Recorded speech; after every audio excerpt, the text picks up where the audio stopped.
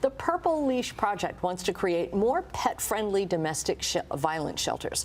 The executive director of Women's Shelters Canada, Anuradha Dugal, joins us, along with Maleeha Sheikh from Nestle Purina Petcare Canada. This is such a cool idea. It started in the States, and it's slowly coming to Canada. Annette, I would love to talk to you about this. Thank you for having us this morning.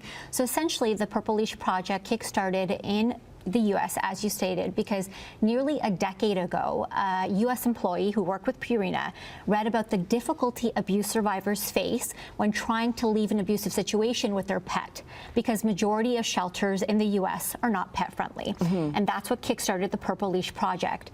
Now, unfortunately, the situation is just as troubling here in Canada, which is why we brought the Purple Leash Project here last year, because at Purina, we truly believe that pets are family, and nobody should have to pick between safety and leaving their beloved pet behind. And that's the situation for a lot of abusers will threaten to hurt or kill an animal. So that's, I can imagine a lot of women, a lot of families are like, okay, I can't leave because I've got the pet. I don't know where I could go with the pet. And many shelters at the beginning of this program were not able to accept pets. And what's so amazing about it is that we're providing funds so that shelters can adjust their areas. They can put in litter pads, they can put in ramps, they can change their space, they can make rooms that are pet friendly so that those survivors who need those spaces can use them.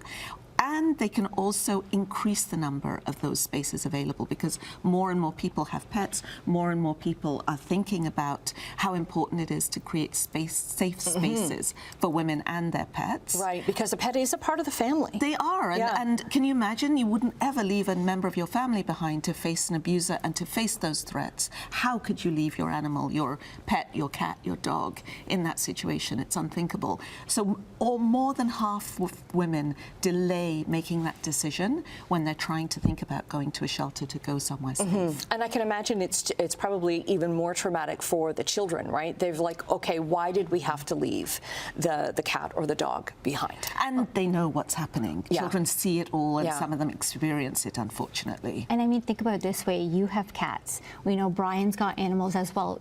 Your pets are a part of your family.